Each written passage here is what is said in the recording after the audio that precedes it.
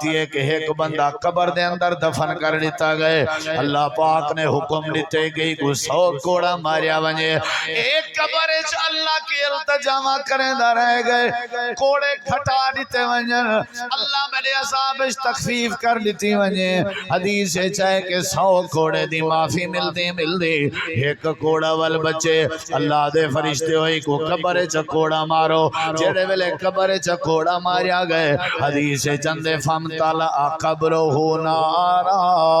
اندی قبر جہنم دی بٹھی بن گئی ہے ایک کوڑے دی وجہ تو اندی قبر بھا بن گئی ہے جہنم دی بٹھی بن گئی ہے اللہ دے پاک پیغمبر نے فرمائے لوگو تو آپ کو پتہ ہے جو اندی قبر بٹھی کیوں بنی ہے ایک کوڑے دی وجہ تو عذاب کیوں ہے جی اللہ دے نبی کیا وجہ ہے آپ نے فرمائے اندی پہلی غلطی ہے آئی اندی پہلی خطا ہے آئی یہی میں گزرتا پیا مظلوم بندے دے نیڑے پیا گزردا ظالم دا ہاتھ کہنا روکیا سی تے مظلوم دی مدد کہنا کیتیا سی اے مرارتا بے مظلوم فما نصرتا ہو مظلوم دی مدد نہ کیتیا سی اللہ نے دی قبر کو جہنم دی بٹھی بنا لیتے تے دی دوجی قصور ہے انکا قد صلیتا صلاة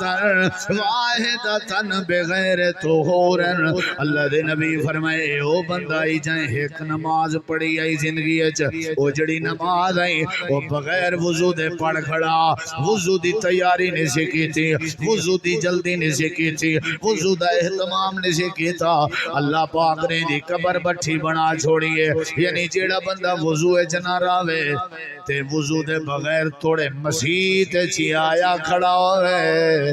تے اللہ ہی دا مسیح تے چاون بھی پسند نہیں کریں گا وضو دے بغیر سجدے کریں گا کھڑا ہوئے بندہ تے اللہ ہی دے سجدے قبول نہیں کریں گا وضو دے بغیر تلاوت کرن منع ہے اللہ نے قرآن فرمائے لا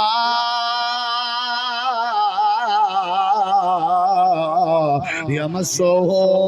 الا المطہرون اللہ دے جڑے ویلے پلی تو وہ میرے پاک قرآن کو ہاتھ نہ لایا کرو ای کو ہاتھ لاون واسطے پہلی شرط ہے تو سا وضو ہے جو پاک تھی کہ ہاتھ لایا کرو بندہ ہر ویلے وضو ہوئے تے پیو ماں دی زیارت کرے تاں بھی وضو نال اپنی دکانداری کرے تاں بھی وضو نال کشے کھاوے پیوے تاں بھی وضو نال اگر نیندر کرے تاں بھی وضو نال قرآن دی تلاوت کرے تے تاں بھی وضو نال ذکر اذکار کرے تے تاں بھی وضو نال اللہ دے ولی ایسا عمل ہے جڑا میں اللہ کو پسند ہے اپنے آپ کو باوضو رکھیا کرو تے وضو بھی صحیح کیتا کرو اللہ تورے گناہ معاف فرما دے